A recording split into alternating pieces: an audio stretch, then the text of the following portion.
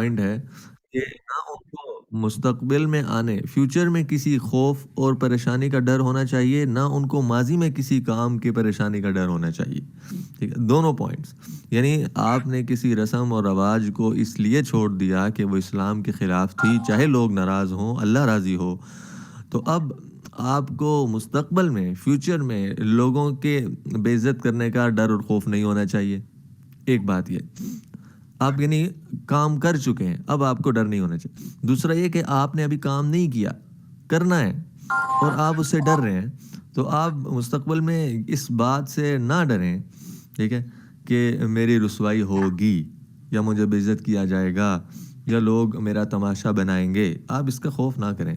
فلا خوف علیہم ولا ہم یحزنون، نہ ماضی میں نہ مستقبل میں آپ کو کسی غم یا پریشانی کی ضرورت نہیں ہے۔ اگر ہم اس آیت کو اپنا مائنڈ سیٹ بنا لیں، اپنے سامنے رکھ لیں ان رسوم و رواج کے موقعوں پر، اور یہ ٹھان لیں ایک دفعہ کہ ہمیں اللہ کی ماننی ہے، لوگ ناراض ہوں، ابھی آگے بات آ رہی ہے نا کہ پریشر، معاشرتی دباؤ، لوگوں کا ایک پریشر ہوتا ہے، رسوم و رواج کا لفظ ہی اتنا بھاری ہو چکا ہے کہ اس کا اپنا ایک وزن ہے جو انسان کے دل میں بار بار ڈھک ڈھک کرتا ہے۔ اب چلیں اسی پوائنٹ کو اب ڈسکس کرتے ہیں۔ تو آگے اگلا پوائنٹ ہے کہ ہم ان رسوم و رواج میں کیوں شرکت کرنے پر مجبور ہوتے ہیں۔ رشتہ دار، دوست، زمانہ، ان کی محبت دل میں ہوتی ہے یا ان کی تقلید دل میں ہوتی ہے، جس کی وجہ سے ہم ان رسوم و رواج میں شرکت پر مجبور ہوتے ہیں۔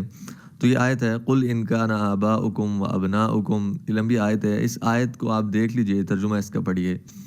اس آیت کے اندر اللہ تعالیٰ نے تقریباً 8 چیزیں گنوائیں اور فرمایا کہ اگر یہ 8 چیزیں تمہیں اللہ کے رسول اور جہاد کرنے سے زیادہ محبوب ہیں تو پھر کیا کرو، فتربصوا، انتظار کرو، حتی یأتی اللہ بامرہ، اللہ تعالیٰ کا عذاب آئے گا، اللہ تعالیٰ کی ناراضگی ثابت ہوگی۔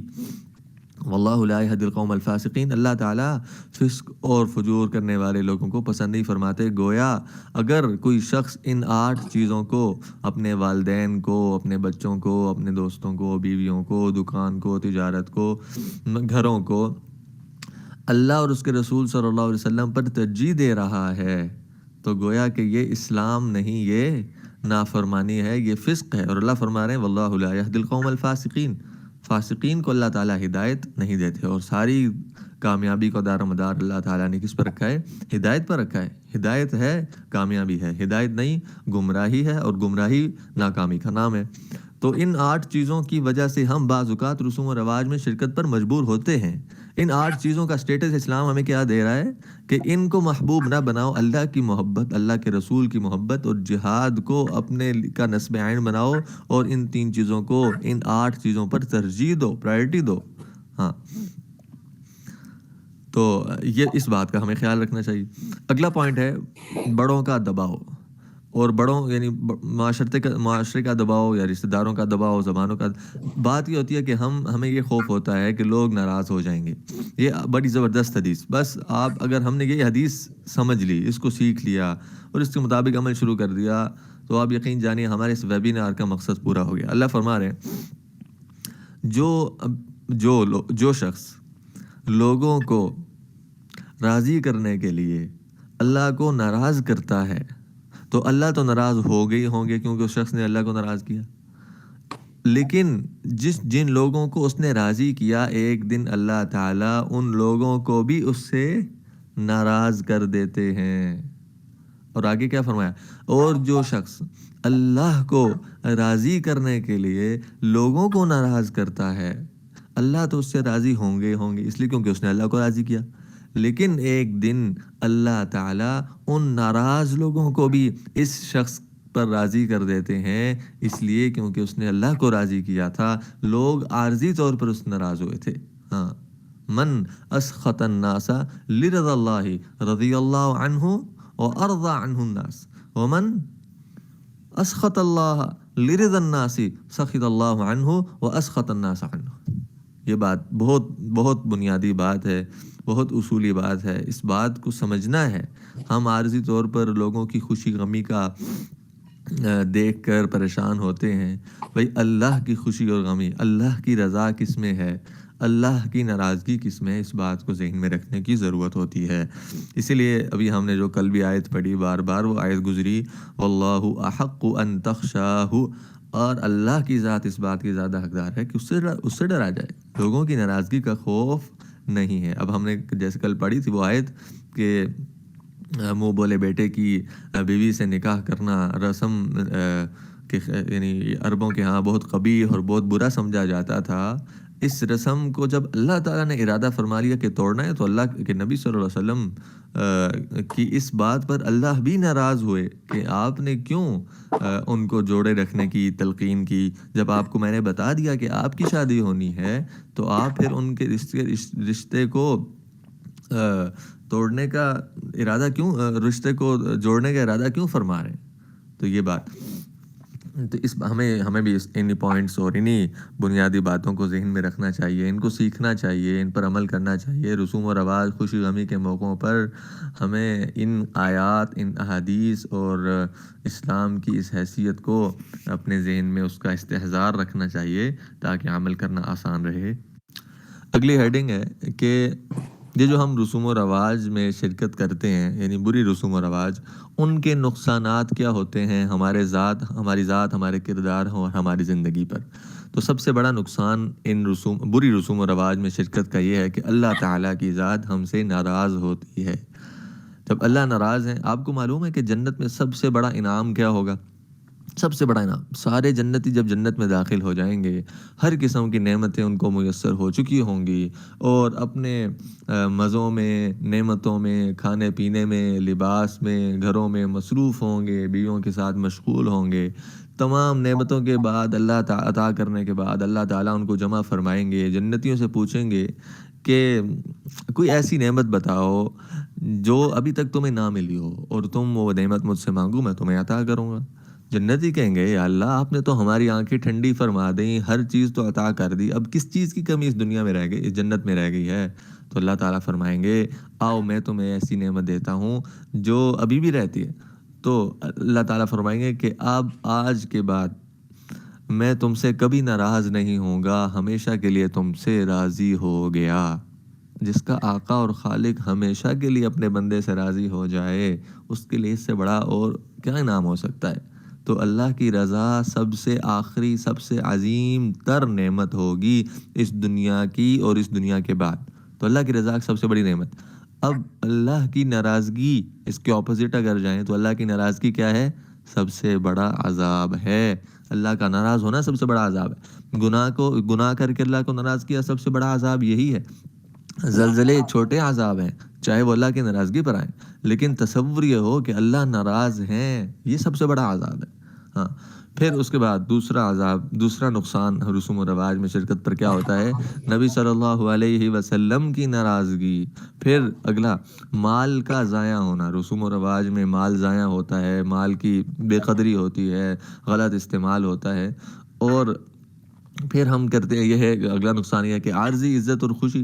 ہم عارضی طور پر خوش ہو جاتے ہیں کہ چلو سب خوش ہو گئے، بے عزتی سے ڈر گئے، عزت مل گئی، حوصلہ افزائی ہو گئی، لوگوں نے ہمارا ساتھ دیا، چلو رسوم و رواج ہم نے اپنی خاندانی روایت اور موجودہ فیشن کے مطابق انجام دے دی.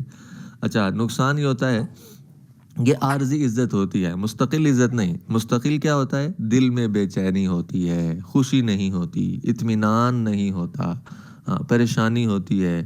چاہے اس لیے کیونکہ گناہ ہے، کیونکہ جو ہم تو غلط رسوم و رواج کی بات کریں. دیکھیں، گناہ سے دل میں سکون اور اطمینان پیدا ہو جائے، یہ کبھی نہیں ہو سکتا. سکون اور اطمینان اللہ تعالیٰ نے اپنے حکم نبی کے طریقے میں رکھا ہے. اب کوئی اس کے خلاف چل رہا ہے، اس کے دل میں سکون عارضی طور پر تو پیدا ہو سکتا ہے، مستقل طور پر وہ دل میں اس کے بے چینی ہوگی، بے اطمینانی ہوگی، وہ سکون نہیں پا سکتا. تو اب ان رسوم و رواج کی وجہ سے دل بے چین ہوگا. اور آپ جانتے ہیں، ہم جب ان رسوم و رواج میں شرکت کرتے ہیں یا ارد گرد لوگوں کو دیکھتے ہیں تو ان کے دل میں بے چینی ہوتی ہے، ان میں سکون نہیں ہوتا. اسی طرح وقت کا ضیاع ہوتا ہے. کئی رسوم و رواج ایسی ہے جس کی وجہ سے انسان کا کئی اوقات، کئی دن ضائع ہو جاتے ہیں اس کی تیاری میں، پھر اس کو انجام دینے میں، پھر اس کے بعد اس کے اختتام میں، اسی طرح دوسروں کو تکلیف پہنچانا، کئی رسوم و رواج ایسی ہیں جس کی وجہ سے ہم دوسروں کو تکلیف پہنچا رہے ہوتے ہیں، یہاں تک کہ دیگر مخلوقات، ٹھیک ہے، حیوانات بھی ہماری رسوم و رواج سے تکلیف محسوس کرتی ہیں۔ آپ جانتے ہیں کہ یہ دنیا اللہ تعالیٰ نے پرامن بنائی ہے۔ اب انسان اور جنوں کو تو اللہ تعالیٰ نے کچھ اختیار دیا، جو دیگر مخلوقات ہیں، پتھر ہیں، ہوائیں ہیں، بادل ہیں، پہاڑ ہیں، ان کو اللہ تعالیٰ نے اختیار نہیں دیا۔ اب یہ جتنی مخلوقات ہیں یہ امن میں ہیں، اور انسان اگر بے عملی کرتا ہے تو گویا کہ یہ اپنی بے عملی کی وجہ سے، گناہوں کی وجہ سے، شرور اور شرارتوں کی وجہ سے بے امنی اور فساد مچا رہا ہے۔ اس فساد کا اثر دیگر مخلوقات پر پڑتا ہے، ہواؤں پر پڑتا ہے، اور پہاڑوں پر پڑتا ہے، گھاس کے تنکوں پر، درختوں پر، ہر چیز محسوس کرتی ہے انسان کے اس فساد کو، اور اثر ہوتا ہے۔ ان کو اگر ہم رسوم و رواج ایسی اپنائیں گے جس سے اللہ ناراض ہوتے ہیں، تو ہمارے اس رسوم و رواج کا اثر ان مخلوقات پر پڑے گا، اور یہ مخلوقات اس کی وجہ سے تکلیف محسوس کریں گی۔ انسان بھی محسوس کرتے ہیں، مثال کے طور پر لاؤڈ سپیکر ہے، بہت بڑے بڑے ڈیک ہیں، اگر اس پر گانے لگائے جائیں تو کئی لوگ اس سے تکلیف محسوس کریں گے۔ اس طرح اور کئی مثالیں ہو سکتی ہیں جس کو فی الحال اسی طرح بے پردگی، اگر شادی کے موقع پر مستورات یا خواتین بے پردہ ہو کر آئیں تو اس سے کئی حیا والے مرد تکلیف محسوس کریں گے، کئی حیا والی عورتیں تکلیف محسوس کریں گی، ٹھیک ہے۔ اسی طرح حیوانات بھی تکلیف محسوس کریں گے۔ یہ بات ان کو سمجھ میں آئے گی جو ذرا تھوڑی روحانیت رکھتے ہیں، دل کے اندر نور رکھتے ہیں، وہ اس بات کو صحیح سمجھ سکتے ہیں۔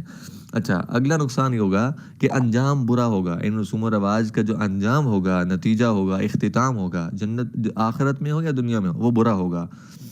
اگلا یہ ہوگا کہ رشوت وجود میں آئے گی۔ کئی گناہ ایسے ہیں جو صرف ان رسوم و رواج کی وجہ سے وجود میں آتے ہیں۔ اب رشوت لینا، الراشی والمرتشی کلاہما فی النار۔ اب جب کسی غریب کے پاس پیسہ نہیں ہے لیکن رسوم و رواج کا اس کے اوپر دباؤ اور پریشر ہے، اس نے انجام دینی ہے، فوتگی کے موقع پر ہو اور شادی کے موقع پر ہو، جو بھی ہو، تو اب وہ کیا کرے گا؟ رشوت لے گا، جھوٹ بولے گا، چغلی کھائے گا، شکایت لگائے گا۔ تو یہ سارے گناہ کس وجہ سے وجود میں آ رہے؟ ان رسوم و رواج کو انجام دینے کے لیے وجود میں آ رہے۔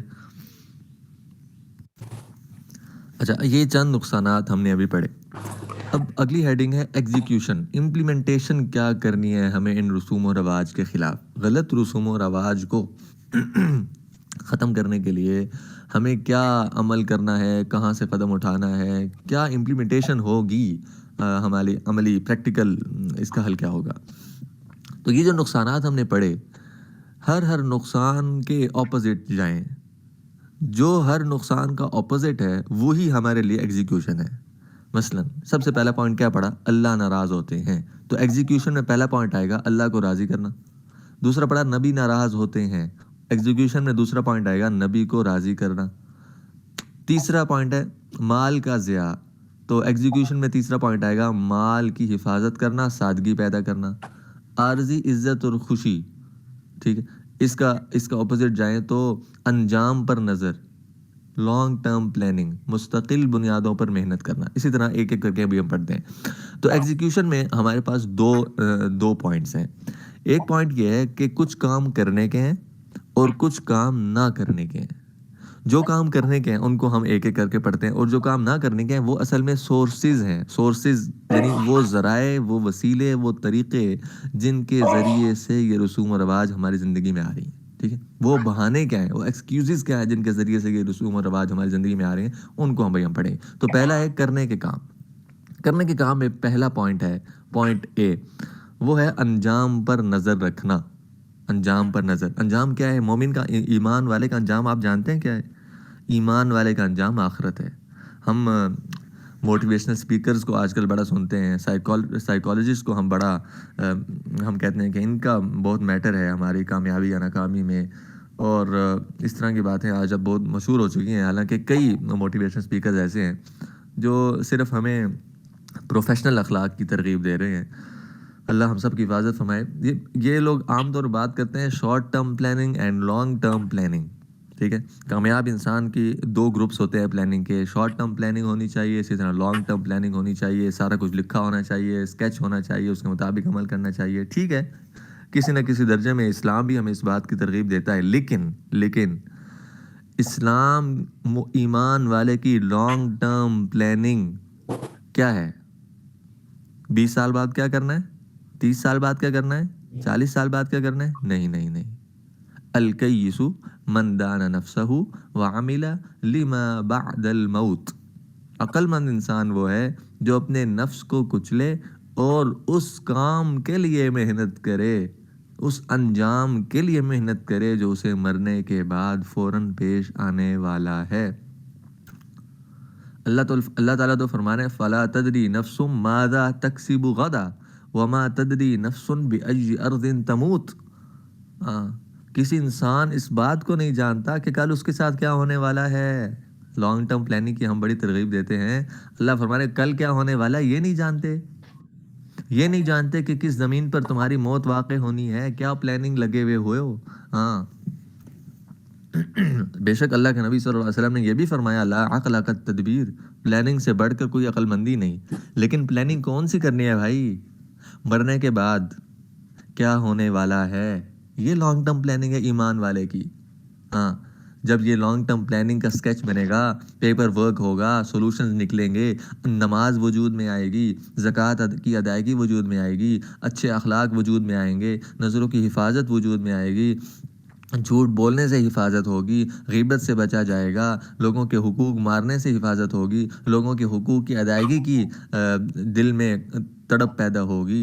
یہ سارے کام وجود میں آئیں گے جب لانگ ٹرم پلاننگ ہمارے سامنے ہو. اور لانگ ٹرم پلاننگ کیا ہے؟ انجام پر نظر، موت سامنے ہو. اللہ کے نبی علیہ السلام نے فرمایا الکیس من دان. ہم کہتے ہیں کہ عقل وہ فلاں شخص بڑا عقل مند ہے بھائی، شادی کے موقع پر اس نے اتنا جہیز دیا، اتنا زیور وصول کیا، اتنے بڑے ہال میں اس نے پروگرام کا انتظام کیا، اتنے قسم کی ڈشز بنائی، بڑا عقل مند ہے جی. رواج کے اور فیشن کے مطابق اس نے سارے لوگوں کو خوش کر دیا جناب. بہت عقل مند ہے. بڑی عقل مندی سے اس نے، فلاں عورت بڑی عقل مند ہے، بڑے زبردست طریقے سے اس نے اپنے بچوں کی تربیت کی. فلاں مقام اداروں میں فلاں عہدوں پر اس کے بچے اور بچیاں لگ گئے. بڑا عقل مند ہے، بڑا عقل مند. اللہ کے نبی کیا فرما رہے ہیں؟ اگر ساری عقل مندی کو تقسیم کیا جائے تو 99% اللہ تعالیٰ نے اپنے حبیب صلی اللہ علیہ وسلم کو عطا کیے، اور باقی 1% اس کائنات میں تقسیم فرمایا. یعنی باقی انسانوں میں سے ہر کسی کو 1% نہیں ملا، بلکہ 1% کا پتہ نہیں کتنا پوائنٹ کچھ ملا. اب اللہ کے نبی سے 99% ملا. اور وہ عقل مند شخص فرما رہے ہیں کہ الکیس من دان نفسہ. عقل مند تو وہ ہے جو اپنے نفس کو کچلے وعمل لما بعد الموت. مرنے کے بعد کیا آنا ہے اس کی تیاری کی. مرنے کے بعد قبر میں رکھا جائے گا، کیا سوال ہوں گے، اس کے بعد حشر میں کیا سوال ہوں گے، اس کے بعد حساب کتاب ہوگا، اس کے بعد پل صراط سے گزرنا ہوگا، اس کے بعد کئی قسم کے ہوں گے، پروگرامز ہوں گے جس میں سے مجھے گزرنا ہے. میں کیا اس میں کامیاب ہو سکوں گا؟ نہیں ہو سکوں گا. ہاں میرے نام اعمال کس ہاتھ میں ملے گا؟ یہ عقل مند انسان. اچھا دوسرا پوائنٹ. اچھا یہاں پہ ایک بات ضروری، ہم کہتے ہیں عام طور پہ یہ بات کہ سب کو خوش رکھنا ہے جی، کوئی ناراض نہ ہو. دیکھیں یہ کبھی نہیں ہو سکتا کہ اچھے انسان سے، نیک انسان سے سارے لوگ خوش ہو جائیں، راضی ہو جائیں. یہ کبھی نہیں ہو سکتا. اب اس پہ کئی ایگزامپل دی جا سکتی ہیں، کئی ریفرنسز کوٹ کیے جا سکتے ہیں، حدیث اور قرآن کی آیت کا حوالہ دیا جا سکتا ہے، لیکن بات لمبی ہے. آپ اس کو اتنا سمجھ لیں، یہ کبھی نہیں ہو سکتا کہ کسی اچھے انسان سے سارے لوگ راضی ہوں. ناراض ہوتے ہیں لوگوں کا راضی یا ناراض ہونا انسان کے اچھے یا برے ہونے کا معیار اور سٹینڈرڈ یا نہیں ہے. یہ بات ذہن میں رکھیے. اچھا اگلا پوائنٹ ایگزیکیوشن کا جو کرنے کا کام ہے وہ ہے نبی صلی اللہ علیہ وسلم اور اللہ تعالیٰ کی محبت پیدا کرنا. ٹھیک ہے، جب اللہ اور نبی کی محبت دل میں پیدا ہوگی تو ساری غلط رسوم و رواج خود بخود نکلنا شروع ہو جائیں گی. اللہ اور نبی کی محبت. ایک صحابی آئے اللہ کے نبی صلی اللہ تعالی علیہ وسلم کے پاس، فرمایا کہ انک لاحب الی من نفسی و اہلی، اور سارا یہ حدیث آپ دیکھیں اس کو. آپ تو میری جان سے بھی زیادہ محبوب ہیں، میرے بچوں سے زیادہ محبوب ہیں، اور میرے بیوی سے زیادہ محبوب ہیں، گھر والوں سے زیادہ محبوب ہیں. لیکن ایک بات پریشانی کی ہے کہ جب میں آپ کے پاس ہوتا ہوں تو بڑا سکون ملتا ہے، جب میں گھر جاتا ہوں تو طبیعت عجیب سی ہو جاتی ہے، پھر جب تک میں آپ سے مل نہ لوں پریشان رہتا ہوں۔ اب یہ بات سوچنے میں آتی ہے کہ جب میں مر جاؤں گا، آپ کے مقام اور آپ کا جو مکان اور گھر ہوگا وہ تو بڑا بلند و بالا ہوگا، اعلیٰ ترین جنات میں آپ انبیاء کے ساتھ ہوں گے، اور میں ادنا سا امتی پتہ نہیں جنت میں داخل ہو بھی گیا تو پتہ نہیں آپ کی زیارت ہوگی نہیں ہوگی۔ اللہ کے نبی صلی اللہ علیہ وسلم نے فرمایا المرء مع من احبہ، کیا خوشخبری دی ساری امت کے لیے ان صحابی کے ذریعے۔ فرمایا کہ انسان اس کے ساتھ ہوتا ہے، اس کے ساتھ ہوگا جس کے ساتھ وہ دنیا میں محبت کیا کرتا تھا۔ اگر ہم اللہ اور نبی کے ساتھ محبت کریں گے اور اس بنیاد پر ہم اپنے غلط کاموں اور رسوم و رواج کو چھوڑنے کا عزم کر لیں گے تو اللہ تعالیٰ کی اس محبت کے بدلے میں اللہ تعالیٰ ہمیں اپنا ساتھ، اپنا پڑوس اور نبی کا پڑوس نصیب فرمائیں گے جنت کے اندر۔ ہاں، اسی طرح حضرت عمر رضی اللہ تعالیٰ نے فرمایا کہ یا رسول اللہ، آپ مجھے ہر چیز سے زیادہ محبوب ہے سوائے میری جان کے۔ تو اللہ کے نبی صلی اللہ علیہ وسلم نے فرمایا کہ اس وقت تک ایمان والا نہیں ہو سکتا، جنت میں داخل نہیں ہو سکتا جب تک میری محبت ہر انسان کی جان سے بھی زیادہ محبوب نہ ہو جائے۔ پھر حضرت عمر نے فرمایا کہ اب تو آپ میری جان سے بھی زیادہ محبوب ہیں۔ فرمایا الآن یا عمر، عمر اتنی دیر کر دی، اب سمجھ میں آئی تمہیں؟ تو یہ بات، یہ اس لیے اس بات کو اللہ اور نبی کی محبت کو اپنا نصب عین بنانا۔ اچھا، ہماری محبت یہاں تک ہوتی ہے، جان بھی قربان ہے، جلسے نعرے جلوس نکال دیے، اللہ کے نبی کے لیے جان بھی قربان ہے، اللہ کے لیے جان بھی دیکھیں میں آپ کو ایک عجیب بات بتاتا ہوں، جان دینا آسان ہو گیا ہے، ٹھیک ہے، لیکن نبی کی سنت اور دعا اور مسنون دعائیں یاد کرنا مشکل ہو گیا ہے۔ جان دینا آسان ہو گیا ہے، نبی کی سنت پر عمل کرنا مشکل ہو گیا۔ اب دیکھیں یہی لوگ جو جلسوں میں نعرے لگاتے ہیں، جلسے جلوس نکالتے ہیں، جان بھی قربان کرتے ہیں، کیا ان کو یہ پتہ ہے کہ اللہ کے نبی صلی اللہ علیہ وسلم جب مسافر کو الوداع کیا کرتے تھے تو کیا دعا پڑھا کرتے تھے؟ اور جب خود مسافر ہوتے تھے، جا رہے ہوتے تھے، تو گھر والوں کو کیا دعا دیا کرتے تھے؟ استودعکم اللہ دینتکم و امانتکم و خواتیم اعمالکم، اس طرح استودعکم اللہ الذی لا تخیب ودائعہ، یہ چھوٹی سی دعا ہے۔ اب اگر کوئی شخص یہ کہہ رہا ہے کہ جان بھی قربان ہے لیکن اس کو یہ دعا نہیں آتی، بیت الخلاء میں جانے اور باہر آنے کے آداب نہیں معلوم، کھانا کھانے کے آداب نہیں معلوم، کسی گھر جانے اور اس سے ملاقات کرنے کے آداب نہیں معلوم، ٹھیک ہے، مسجد میں آنے جانے کے آداب، بازار میں آنے جانے کے آداب، یہ چھوٹی چھوٹی سنتیں نہیں ہیں، اسے معلوم نہیں ہے، نہ اسے تڑپ ہے کہ کیا ہے سیکھنے کی، تو جان بھی قربان ہے تو پھر یہ جھوٹا جملہ ہے نا۔ اس لیے جان بھی قربان کرنا ہمارے لیے آسان ہے لیکن سنتوں پر عمل کرنا مشکل ہو رہا ہے۔ اچھا، تیسرا پوائنٹ ہے مال کا ضیاع، اس کے اپوزٹ ایگزیکیوشن یہ آئے گی سادگی، سمپلسٹی پیدا کریں اپنی زندگی میں، کپڑوں میں، کھانے پینے میں، رہن سہن میں، چال چلن میں سادگی اختیار کریں۔ اللہ کے نبی صلی اللہ علیہ وسلم نے فرمایا البذاذۃ من الایمان، سادگی تو ایمان کا حصہ ہے، ایمان میں سے ہے۔ لیکن ہم نے ایمان کو صرف کلمے تک، بھائی لا الہ الا اللہ محمد رسول اللہ جس نے پڑھ لیا وہ ایمان والا ہے، نہیں، یہ ساری شاخیں ہیں بھائی ایمان کی، ان پر عمل کرنا، تو سادگی ایمان میں سے۔ اگلا پوائنٹ ہے کہ سٹارٹنگ پوائنٹ، ابتدا کہاں سے کرنی ہے، ابتدا کہاں سے کرنی ہے، ہمیں رسوم و رواج کے خلاف کھڑے ہونا ہے تو شروع کہاں سے کرنا ہے، تو اپنی ذات سے شروع کرنا ہے۔ ہم اپنے، مسئلہ یہ ہوتا ہے کہ نا یہ جو ہم جب رسوم و رواج کے خلاف کوئی انسان کھڑا ہوتا ہے، یہ ضروری بات ان کے لیے جو تھوڑا سا دینی ٹچ رکھتے ہیں، دیندار کہلاتے ہیں، ٹوپی پہنتے ہیں، نماز پڑھنے جاتے ہیں، ان کے لیے یہ بات بہت ضروری ہے۔ ہم ان خوشی غمی کے موقعوں پر جہاں پہ رسوم و رواج انجام دی جاتی ہیں، ہم جذبات میں آ کر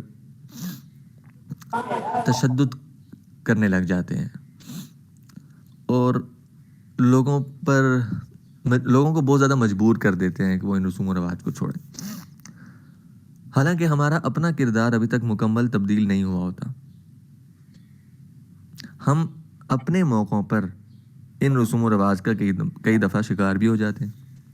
اگر ہم اپنی ذات سے شروع کریں کہ ہمیں اپنے کریکٹر کو مکمل کمپلیٹ کرنے کی محنت اور کوشش میں لگ جانا ہے، ہاں، اس محنت اور کوشش کے بعد اب ان موقعوں پر لوگوں کو آہستہ آہستہ حکمت کے ساتھ، پیار کے ساتھ، اکیلے انڈیویجولی سمجھا کر، آگے جو پوائنٹس آ رہے ہیں ان میں ہم ڈسکس کریں گے، ان کو روکا جائے تو اب بات آسان ہو جائے گی۔ لوگ بھی سمجھیں گے، لوگوں کو معلوم ہوگا کہ بھائی واقعی یہ دل سے ہمیں یہ دعوت دے رہا ہے، دل سے ہمیں یہ روک رہا ہے، اس کے دل میں ہماری محبت ہے، اس لیے کیونکہ اپنا کردار یہ بدلتا ہے، اس کے اپنے گھر میں جب اس طرح کے موقع ہوتے ہیں تو یہ رسوم و رواج انجام نہیں دیتا۔ تو سٹارٹنگ پوائنٹ یہ ہے کہ ہم اپنے آپ سے شروع کریں، پھر اپنے گھر سے شروع کریں۔ گھر کے کوئی اس طرح کے فنکشنز آئیں، کوئی بھی موقع ہو تو اس میں رسوم و رواج انجام دینا آہستہ آہستہ بند کریں۔ پھر گھر کے بعد فیملی ہے، اپنا خاندان، اس میں اس کو عمل کرنے کی کوشش کریں۔ خاندان کے بعد محلے والے ہیں، پھر آہستہ آہستہ صوبہ، پھر آہستہ آہستہ دنیا۔ ہمارا عزم یہ ہو کہ ساری دنیا سے ہم نے تمام خیروں کو لے کر آنا ہے اور تمام شرور کو ہم نے دور کرنے کی کوشش کرنی ہے۔ اچھا، یہ تو ایک پوائنٹ کی گروپنگ بنائیں، گروپس بنائیں، ٹھیک ہے، سرکلز بنائیں، پہلے سرکل میں اپنے کردار کو، اس کے بعد اپنے گھر کو، پھر فیملی کو، پھر آہستہ آہستہ اوپر چڑھتے جائیں۔ دوسرا پوائنٹ سٹارٹنگ پوائنٹ میں یہ ہے کہ خاص طور پر عورتیں، مستورات، خواتین ایکشن لیں بھائی۔ رسوم و رواج میں جو مرد پھسل جاتے ہیں وہ اپنے گھر والی خواتین کی وجہ سے پھسل جاتے ہیں۔ خواتین عزم کر لیں، آپ میں سے جو خواتین سن رہی ہیں وہ عزم کر لیں کہ بھائی نہیں، ہم اپنے مردوں کا ساتھ دیں گے، اور اگر مرد پھسل رہے ہیں تو ہم ان کو کھڑا کریں گے۔ کس پر کھڑا کریں؟ رسوم و رواج پر نہیں، سنت پر کھڑا کریں گے، اللہ کی رضا پر کھڑا کریں گے، دین اور اسلام پر کھڑا کریں گے، ان کا ساتھ دیں گے۔ خواتین ایکشن لیں، یہاں خواتین کو ابتدا کرنی پڑے گی، کیونکہ خواتین عزم رکھتی ہیں، قوت ارادی خواتین کی بہت مضبوط ہوتی ہے۔ آپ یہ جان کر حیران ہوں گے، اگر خواتین کسی کام کو کرنے کا عزم کر لینا تو وہ مردوں سے زیادہ اس کام کو کرنے پر قوت رکھتی ہیں۔ مردوں کی قوت ارادی خواتین کے بدلے میں کمزور ہوتی ہے۔ اگر خواتین یہ عزم کر لیں، نیت کر لیں ایک دفعہ کہ انشاءاللہ ہم اپنے موقعوں پر، خوشی غمی کے موقعوں پر رسوم و رواج کا خاتمہ کریں گے، انشاءاللہ اللہ تعالیٰ ان کے اس عزم اور نیت پر فیصلہ فرمائیں گے اور ان کے لیے آسانی فرمائیں گے۔ حدیث میں آتا ہے نا کہ النساء حبائل الشیطان، یہ جو خواتین ہیں، عورتیں ہیں، یہ شیاطین کی رسیاں ہیں۔ اگر انسانوں کو گمراہ کرنے کے لیے شیطان ان عورتوں کا ذریعہ لیتا ہے، ان عورتوں کو اپنا وسیلہ بناتا ہے، تو یہاں پر یہ بات ضروری ہے کہ ہماری خواتین ہمارا ساتھ دیجئے تاکہ ہم اور پھر اب اس کا بدلے میں اللہ تعالیٰ پتہ کیا کریں، جنت میں ان خواتین اور ان مردوں کو اکٹھا فرما دیں گے، اور اللہ تعالیٰ ان خواتین پر راضی ہوں گے جو اپنے مردوں کے لیے اتنی بڑی خیر کا ذریعہ اور وسیلہ بنے۔ اگلا پوائنٹ ہے ڈونٹ کیئر اباؤٹ پیپل، لوگوں کی پرواہ نہ کیجیے، لوگوں سے نہ ڈریے۔ من تشبہ بقوم فہو منہم، اللہ کے نبی صلی اللہ علیہ وسلم نے فرمایا جو لوگوں کی مشابہت اختیار کرتا ہے تو قیامت کے دن اس کا انجام بھی اسی کے ساتھ ہوگا۔ تو لوگوں سے نہ ڈریے۔ لوگوں کا خوف کیا ہوتا ہے بھائی؟ واللہ احق ان تخشى، اسی طرح ایک آیت میں وما آتاکم الرسول فخذوہ، جو اللہ کے رسول نے تمہیں دیا اسے مضبوطی سے پکڑو۔ یہ نہیں فرمایا وما آتاکم الناس، جو لوگ تمہیں دے رہے ہیں اس کو نہیں، جو رسول نے دے دیا آنکھیں بند، تسلیم ہے جی، بس سمعنا واطعنا، سن لیا، پہنچ گیا، علم آ گیا، پتہ لگ گیا، اطعنا، اب طاعت ہے، اب سر جھک گیا، اب غلط قدم نہیں، اب صحیح قدم اٹھے گا۔ اگلا پوائنٹ ہے ہینڈلنگ دا پریشر، یہ ایگزیکیوشن پوائنٹس میں جو ہم کرنے کے کام ہے وہ ہینڈلنگ دا پریشر۔ یہ جو لوگوں کا دباؤ ہے، معاشرتی دباؤ ہے، رسوم و رواج کا دباؤ ہے، اس کو ہینڈل کرنا ہے، اس کو برداشت کرنا ہے۔ اللہ بہت مشکل کام ہے، لیکن کل ہم نے یہ جو مثال پڑھی، عرب کے اندر منہ بولے بیٹے کی بیوی سے شادی نہ کرنا یہ رسم تھی۔ آپ ذرا تصور میں لائیے کہ اللہ تعالیٰ خود آیت میں فرما رہے ہیں کہ اللہ کے نبی صلی اللہ علیہ وسلم ڈر محسوس فرما رہے تھے، دباؤ تھا، پریشر تھا، کس کا؟ لوگوں کا، کہ یہ تو ان کی رسم کے خلاف میں کر رہا ہوں۔ جب اللہ کے نبی صلی اللہ علیہ وسلم ڈر محسوس فرما رہے ہیں تو ہم بھی ڈر محسوس کرتے ہیں، لیکن اب اللہ نے فرما دیا نا وَكَانَ أَمْرُ اللَّهِ مَفْعُولًا۔ کل ہائی لائٹ کیا تھا ہم نے اس آیت کے اس پورشن کو کہ اللہ تعالیٰ نے جو فیصلہ فرما دیا وہ تو ہو کر رہنا ہے۔ اس لیے آپ یہ سوچئے کہ اللہ کا فیصلہ کیا ہے، اللہ کا حکم کیا ہے، اس کے مطابق آپ اس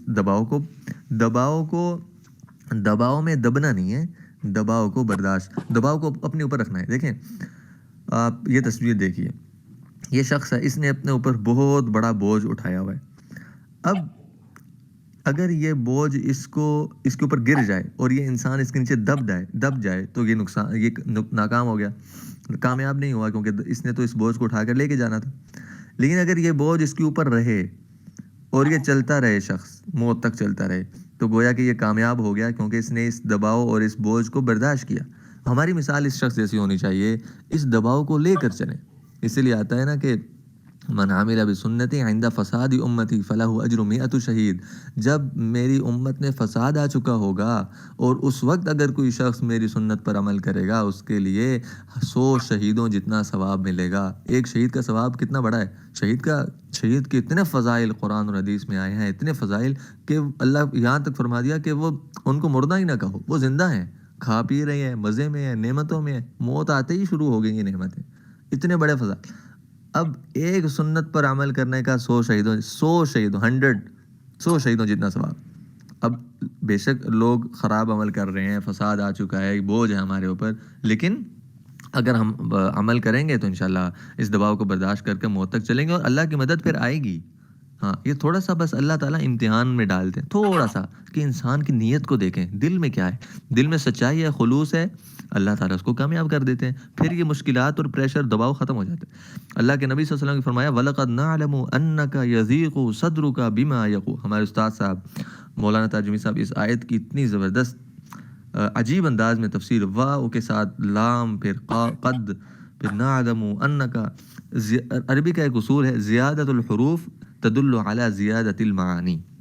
جتنے زیادہ حروف آئیں گے، حرف، یعنی واو حرف ہے، لام حرف ہے، قاف حرف ہے، دال حرف، جتنے زیادہ حروف آیت کے اندر آتے جائیں گے، اس آیت کی اور اس ورڈ کی مفہوم اور معانی میں اتنی ہی زیادہ زیادتی ہوتی جائے گی، اضافہ ہوتا جائے گا، اس کے مفہوم میں اتنا ہی واسٹ ہوتا جائے گا۔ تو بس اس کا ترجمہ آپ دیکھ لیجئے، فرما رہے ہیں کہ اللہ تعالیٰ کہ ہم جانتے ہیں اس بات کو کہ آپ کا دل، آپ کا سینہ بہت تنگ ہوتا ہے ان باتوں سے کہ جو لوگ کرتے ہیں۔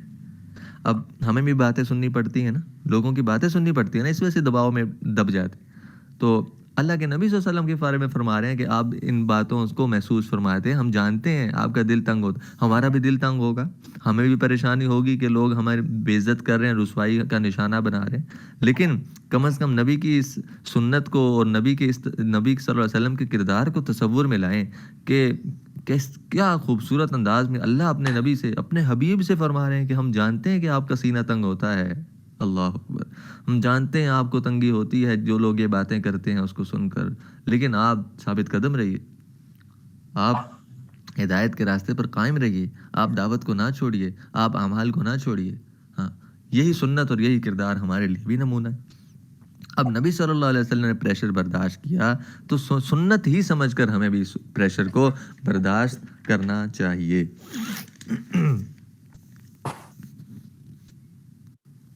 اب کئی ضروری باتیں رہتی ہیں۔ اگلا پوائنٹ ایگزیکیوشن میں ہے اور وقت کم ہو رہا ہے۔ Work gradually, step by step, تدریج اختیار کریں، آہستہ آہستہ چلیں، سٹیپس بنائیں، اس کے بعد ایک ایک کر کے اوپر چڑھتے جائیں۔ دیکھیں شراب کتنی بری چیز ہے، اور اللہ کو شراب بہت ناپسند تھی، یعنی ناپسند سے مراد اللہ تعالیٰ نے یہ حکم فرمانا تھا کہ یہ امت اور یہ لوگ شراب چھوڑ دیں۔ نبی صلی اللہ علیہ وسلم کو ناپسند تھی شراب، آپ علیہ السلام نے، حضرت ابوبکر صدیق نے کبھی نہیں پی، یعنی نبوت سے پہلے بھی کبھی نہیں پی۔ اب اتنا بڑا حکم لانے کے لیے اللہ تعالیٰ نے ایک دم شراب سے منع نہیں فرمایا، کیونکہ اللہ جانتے تھے کہ ایک دم سے اگر منع کر دیا جائے تو یہ لوگ انکار کر دیں گے۔ ہم اب یہی غلطی کرتے ہیں نا کہ ان رسوم و رواج کو ایک دم سے منع کر دیتے ہیں کہ بھئی نہیں بس اب بند، حکم آ گیا۔ ہاں ٹھیک ہے، لیکن تدریج، حکم تو آ گیا ہے، اللہ تعالیٰ کا یہی فیصلہ ہے، لیکن تدریج کے ساتھ کام کریں، ایک دم نہ کریں۔ پہلے اللہ تعالیٰ نے فرمایا یہ اچھی چیز نہیں ہے، پھر کہا کہ کم از کم نماز کے وقت چھوڑ دو، پھر فیصلہ آ گیا کہ اب بند، اب حرام، پھر سٹیمپ لگ گئی، پھر اتنا سٹیمپ لگی کہ برتن بھی حرام، برتن بھی بند، پھر بعد میں اجازت ہو گئی۔ تو سٹیپ بائی سٹیپ دیکھیں، اللہ کی سنت ہے تدریج، اللہ کی سنت ہے، لیکن اللہ تعالیٰ اتنے بڑے قادر ہیں، اس قدرت اتنے بڑے قادر ہیں کہ آسمان و زمین کو کن کہہ کر بنا سکتے تھے، لیکن انسانوں کو سمجھانے کے لیے اللہ تعالیٰ نے اس آسمان و زمین کو 6 دنوں میں پیدا فرمایا۔ یہ اللہ کی سنت ہے، سٹیپ بائی سٹیپ، گریجولی چلنا، تدریج اختیار کرنا۔ نیکیوں کو لانا ہے تدریج اختیار کرو، گناہوں کو چھوڑنا ہے تدریج اختیار کرو۔ ایک دم سے کرو گے کل چھوٹ جائیں گے، کل سارے عزائم پانی میں ڈوب جائیں گے، اس لیے سٹیپ بائی سٹیپ چلنا۔ ہمارے پاس تو قدرت ہی نہیں ہے، بغیر قدرت کے ہم ایک دم سے کام کرنے کو ٹھان لیتے ہیں، تو سٹیپ بائی سٹیپ چلنے کے عزم کریں۔ اگلا ہے ول پاور، عزم قائم کرنا۔ وَإِذَا عَزَمْتَ فَتَوَكَّلْ عَلَى اللَّهِ، اللہ فرمانے کہ اگر تم نے اللہ پر توکل کر لی، اگر عزم کر لیا ہے نیکیوں کو کرنے کا، تو پھر اب اللہ پر توکل کرو۔ رسم کو توڑنا ہے تو اللہ کی مدد کا یقین رکھیے، کچھ نہیں ہوگا، بے عزتی نہیں ہوگی، کچھ نہیں بگاڑ سکتا۔ آپ کے اسٹیپ سے خیروں کے دروازے کھلیں گے۔ اگر آپ نے ایک دفعہ ہمت کر لی تو اس کے بعد اس خاندان کے کئی لوگ آپ کی اس ہمت کا فائدہ اٹھائیں گے۔ ہاں، ہو سکتا ہے بعد میں ان کو کوئی مشکل نہ آئے، یہ رسوم و رواج ہمیشہ کے لیے قیامت تک کے لیے آپ کے خاندان سے ختم ہو جائیں، اور اس کا ذریعہ کون بنے؟ آپ بنے، اتنی بڑی خیر و بھلائی کا ذریعہ آپ بنے۔ اگلا پوائنٹ ہے حکمت اور مصلحت، ادعو الی سبیل ربک بالحکمت والموعظۃ الحسنہ۔ دیکھیں، زیادہ سختی نہیں کرنی۔ ہم ان رسوم و رواج میں کئی کم عمر والے اپنے آن دیر آن کوئی ایکشن یا ڈیسیجن نہیں لے سکتے۔ ان کے بڑے ہوتے ہیں، والدین ہوتے ہیں، دادا دادی ہوتے ہیں، اب ان کے سامنے ان کا ڈیسیجن ہی چلتا ہے، فیصلہ انہیں کا چلتا ہے۔ لہٰذا ہمیں ان موقعوں پر انڈیویجولی لوگوں سے ملنا ہے، انڈیویجولی لوگوں کا ذہن بنانا ہے، انفرادی طور پر ایک ایک کے پاس، اجتماعی طور پر سارے خاندان کے سامنے ایک دم سے ہم فیصلہ رکھ دیں گے نا، بھائی اس طرح ہونا چاہیے، تو وہ کہیں گے بھائی یہ منہ اور مسور کی دال، شکل تو دیکھو، کل تو پیدا ہوئے اور آج ہمیں فیصلہ سناتے ہو۔ اس لیے حکمت یہ ہے کہ لوگوں کا انفرادی طور پر اکیلے اکیلے جا کر آہستہ سے، پیار سے، ان کو مٹھائی کھلا کر، ان کو ہدیہ دے کر، انعام دے کر، ان کو پیار سے بات سمجھائی جائے کہ بھئی ایسا ہے، اللہ تعالیٰ ہمیں ایسا چاہتے ہیں، آپ اس طرح نہ کریں، مائنڈ سیٹ بنایا جائے ان کا۔ اب دیکھیں، نبی صلی اللہ علیہ وسلم نے دیکھا کہ جو مکہ والے ہیں وہ تو ایمان لانے کے لیے تیار ہی نہیں ہیں، تو اللہ کے نبی صلی اللہ علیہ وسلم نے کیسی محنت شروع کی؟ پہلے پہاڑ پر جمع کیا نا، ٹھیک ہے، سارے قبیلوں کو، تو انہوں نے انکار کر دیا۔ پھر کیسی محنت شروع کی؟ جب دیکھا کہ اجتماعی طور پر یہ ماننے کے لیے تیار نہیں ہے، تو ایک ایک کے پاس جا رہے ہیں، ابوبکر کے پاس گئے، عبد الرحمن بن عوف کے پاس گئے، مصعب بن عمیر کے پاس گئے، طلحہ کے پاس گئے، زبیر کے پاس گئے، ان کو دعوت دے، اسلام لے آئے۔ اور ایسا انجام کیا نکلا؟ سارے مکہ والے، وہی جو ایمان لانے کے لیے تیار نہیں تھے، 10 سال 20 سال بعد وہ مکہ فتح ہو رہا ہے۔ ہاں، مکہ فتح ہو گیا، سارے لوگ ایمان لائے، ہاں کچھ فوت ہو گئے، جن کو اللہ نے ہدایت دینی تھی وہ ہدایت پر آ گئے۔ تو یہ ہے ادعو الی سبیل ربک بالحکمہ، وہ گریجولی ول پاور قائم کریں اور انڈیویجولی محنت کریں ایسے موقعوں کے اوپر۔ اچھا، اگلے ہیں ویز مینز اینڈ سورسز، وہ کون سے ذرائع ہیں جن کے ذریعے سے یہ رسوم و رواج ہمارے اندر آئی جا رہی ہیں۔ ڈراماز نہ دیکھیے، افسانے پڑھنا چھوڑ دیجئے، ناولز نہ پڑھیے، کسی کی غیبت نہ کیجیے، عیب نہیں دیکھنا، اس کے علاوہ بہت کچھ چیزیں ہیں۔ اچھا، پریکٹیکل سولوشن، اگر آپ کچھ نہیں کر سکتے، دو کام کیجیے، معتبر اور صحیح علماء سے رابطہ قائم کیجیے، اور ان سے اپنے ان خوشی غمی کے موقعوں کو ڈسکس کیجیے، اسلام کی رہنمائی حاصل کیجیے، اور اللہ تعالیٰ سے دعا شروع کر۔ کچھ نہیں کر سکتے نا آپ، یہ دو کام، علماء سے رابطہ قائم کیجیے، علماء سے ڈسکس کیجیے، اور اللہ سے دعا شروع کر دیجیے، اللہ میں بے بس ہوں، ان رسوم و رواج کے خلاف میری مدد فرما۔ یہاں تک ہماری ڈسکشن ختم ہوئی۔ جزاکم اللہ خیرا، السلام علیکم ورحمۃ اللہ۔